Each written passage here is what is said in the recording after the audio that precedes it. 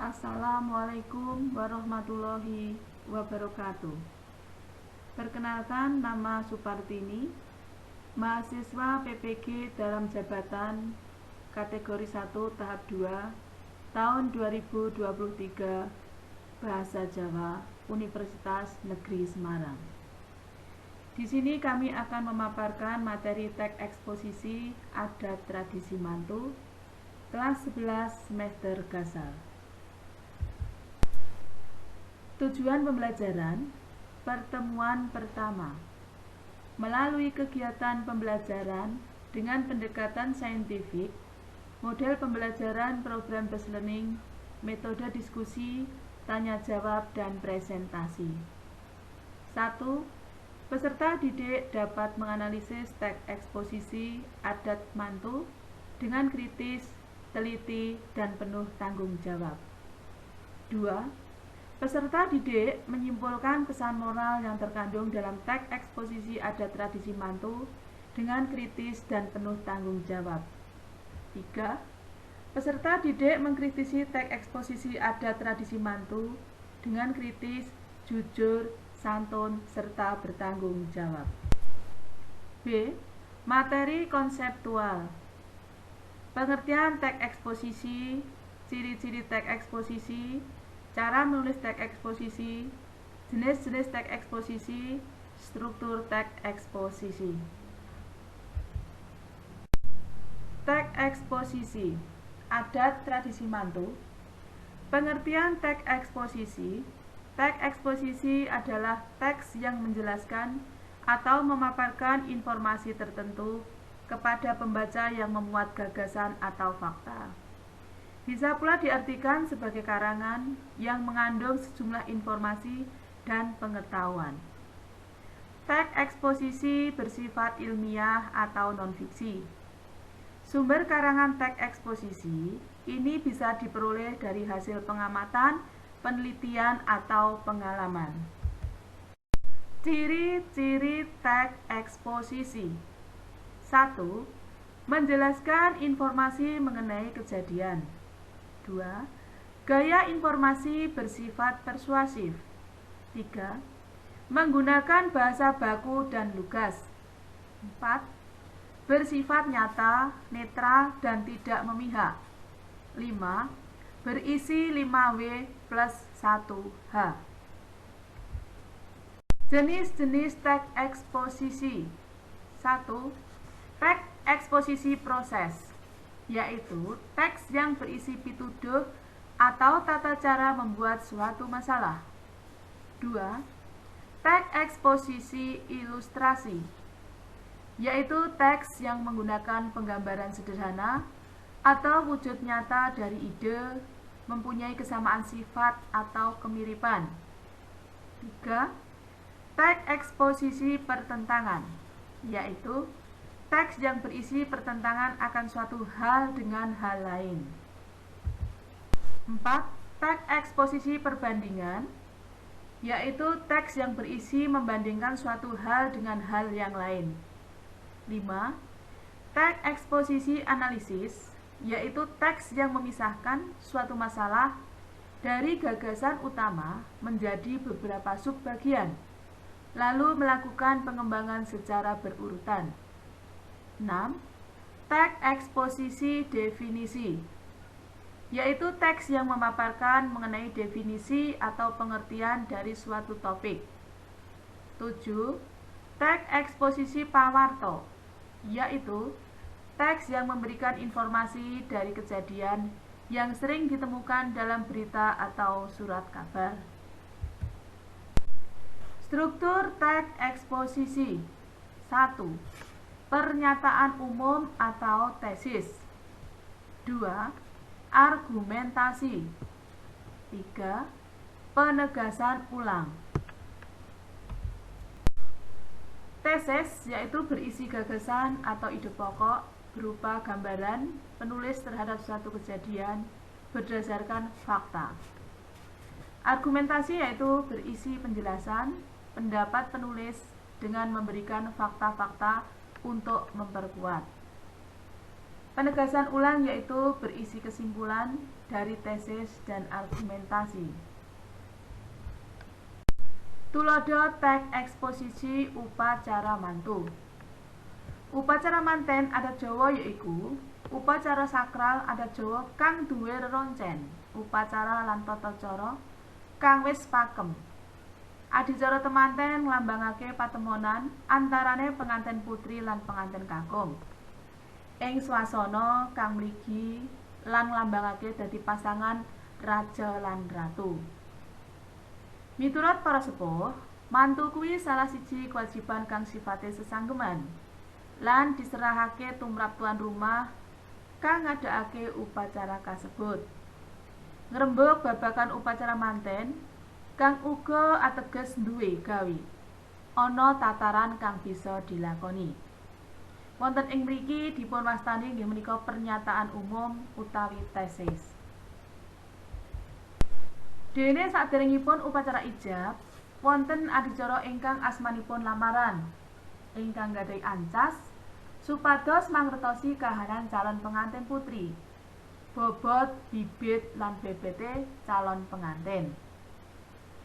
Nalika sampun sae kahanane, pengantin putri wau banjur dipun lajengaken adicara paningset. Sasampunipun adicara menika, wonten malih adicara pasang tarup. Maknanipun menawi badhe nampi tamu, limrahipun nata panggenan supados ketingal becik dipun paringi reranggan supados endah lumrahipun dipun renggani janur kuning. Selajengipun buangan minangka lambang bucal sedayaning sukerta saha pepalang supados pakaryan ingkang dipuntindakaken boten wonten alangan. Pasang Tuhan, sesampunipun pasang Tuhan, salajengipun siraman inggih menika nggadahi teges supados calon pengantin wau suci lair lan batini. Midodareni asalipun saking tembung widodari. Maknanipun supados calon pengantin endahing warna kaya widodari.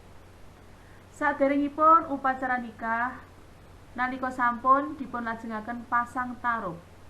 Ta tegese nata, minangka rup tegese murub. Inggih menika supados ngayomi pengantin kekalih.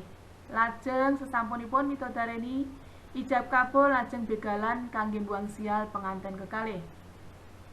Sesampunipun dicara adicara menika wau dipun lajengaken adicara upacara panggih ingkang wonten rantaman adicaranipun balangan suruh inggih menika nggadahi teges pengantin putra lan putri pamore sampun dibucal.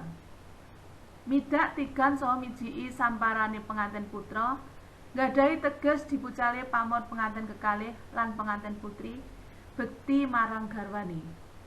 Sinduran tiyang sepuhipun masangaken sindur marang pengantin ingkang nggadahi teges sampun dipun trima dados keluarga.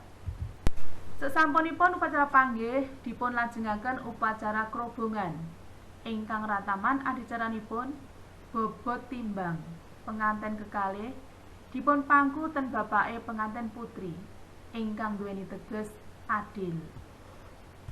Kacar kucur ingkang duweni teges pengantin putra nafkahi pengantin putri.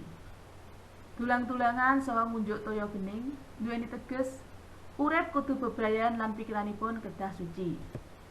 Sasampunipun adicara menika dipun lajengaken sungkeman ingkang tegesipun bekti marang tiyang sepuhipun. Nalika sampun wonten malih adicara tanem tetuan ingkang nggadahi pangarep-arep ingkang sae. Wonten mrika wau dipun wastani inggih menika babagan argumentasi.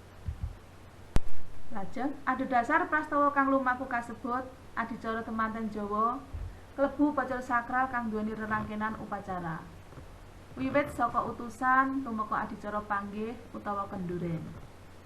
Kabeh sing klebu tataran upacara manten menika sayogyane ditindakake kanthi urut lan nganggo rasa khidmat supaya bisa ndadekake dampak positif kanggo kelajengan omah-omah pengantin jaler lan istri. Menika dipun wastani bagian panegasan ulang. C. Materi prosedural. Pangerten adat mantu yaiku mantu dipun tegesi kagungan damel ngemah-ngemahaken putra-putrinipun ingkang sampun diwasa. Dipun arani ngemah-ngemahaken amargi nyawejikaken putrinipun utawi prawan kaliyan jejaka. Lajeng manggen wonten ing satunggaling panggenan utawi tunggal griya lan gesang sesarengan ing madyaning bebrayan. Manunggalin prawan lan jejaka wonten ing bebrayan saged mawuhaken kabagyan, kamulyan lan putra ingkang bakal nerusaken keturunanipun. Mustaqim 2011. Tata cara adat mantu. Setunggal, lamaran. Upacara lamaran iku upacara kanggo nrima keluarga calon pengantin kakung ning daleme calon pengantin putri. Upacara iki dadi tandha yen wong tuwa utawa keluarga manten putri setuju yen putrine didadekake pasangan urip calon pengantin kakung. Ning acara lamaran iki biasane sekalian kanggo nentokake dina utawa tanggal penyelenggaraan rangkaian upacara lanjutane, utamane tanggal pesta pengantin. Kalih, siraman. Siraman acara siraman iku sejati upacara perlambang kanggo ngresikake jiwa calon pengantin. Upacara iki diselenggarakake dina sedurung ijab kabul lan dilakokake ning omah masing-masing calon manten. Umume ning bagian omah sing rada terbuka kaya ning halaman, mburi omah utawa ning taman ngarepan omah. Sing nyiram pertama biasane wong tua calon manten, banjur sedulure liyane uga pemaos. Lalu midodaren. Midodaren, tembung midodaren iku asale saka basa Jawa yaiku widodari utawa bidodari ning basa Indonesia. Acara iki ngandung makna yen bengi sadurunge acara pengantinan iku kabeh para widodari mudhun saka swarga kanggo aweh pangestu, uga kanggo pralambang yen sesuk ning acara utama pengantin putrine bakal ayu kaya widodari. Ning acara iki pengantin putri ora metu saka kamar wiwit jam 6 sore nganti tengah wengi lan dikancani dening sedulur-sedulure putrine sing ngancani sinambi aweh nasihat. Rangkaian acara ning wengi widodaren iki seje-seje ning saben daerah.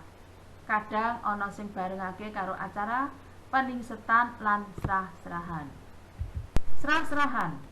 Serah-serahan iku kesebut uga asok tukon, yaiku pihak kakung nyerahake ubo rampe lan biaya sing bakal kanggo nglaksanakake pesta pengantenan. Contone, ubo rampe iku beras, sayuran, pitik, jajan pasar lan liya-liyane.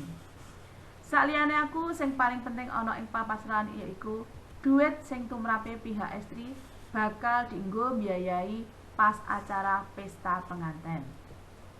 5. Ijab kabul.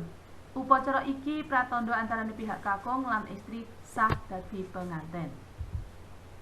6. Upacara panggih. Sakrampunge acara ijab kabul utawa akad nikah dileksanakake, acara panggih acara iki kembang mayang. Digawa metu saka omah lan didhelhake ning prapatan cedhak omah sing tujuane kanggo ngusir roh jahat. Sakwise iku pengantin putri ketemu panggih karo pengantin kakung sak perlu nerusake upacara balang suruh, wiji dadi, pupuk, sinduran, timbang, kacar kucur, dahar klimah, mertui lan sungkeman. 7. Upacara balangan suruh. Upacara balangan suruh minangka perlambang sing katresnan lan kasetiaan ing antarane pengantin kakung lan putri. Upacara wiji dadi. Pengantin kakung idak endhog pitik nganti pecah. Banjur pengantin putri ngumbah utawa ngresiki sikil utawa ampeyane pengantin kakung nganggo banyu kembang. Upacara iki minangka perlambang sawijining kepala keluarga sing tanggung jawab mring keluarga. 9. Sinduran. Lumampah alon-alon kanthi nyamperake kain sindur minangka tandha pinanganten sakloron wis tinampa dadi keluarga. 11. Bobot timbang. Pinanganten sakloron lungguh ning panggonane bapake pengantin putri. Minangka perlambang sih katresnane wong tuwa marang anak lan mantu saha besan. 11. Kacar kucur. Kacar kucur wujud duit logam, beras lan uga rampe liyane sing dikucurake ana panggonane pengantin putri minangka pralambang paweh nafkah. 12. Dahar walimah. Pengantin sakloron dahar dulang-dulangan minangka pralambang pengantin sakloron arep urip susah lan seneng kanthi bebarengan. 13. Kenduren utawi resepsi. Kenduren utawi kenduri iku dadi puncak acara pengantenan. Uga kadang diarani resepsi utawa walimahan. Sejatine kegiatan iki duwe makna upacara slametan. Slamet merga inti acarane yaiku ijab kabul wis rampung diselenggarakake. Neng acara iki pasangan penganten nrimo ucapan selamat saka kerabat, kanca uga kabeh sing hadir neng acara. D. Materi metakognitif. Cara menulis teks eksposisi. 1. Menentukan tema utawa topik. 2. Menentukan tujuan. 3. Mendapatkan data yang sesuai dengan topik. 4. Membuat karangan kerangka. 5. Mengembangkan kerangka menjadi karangan teks eksposisi. Matur nuwun, menika wau paparan materi pembelajaran saking kula. Cekap semanten, matur nuwun.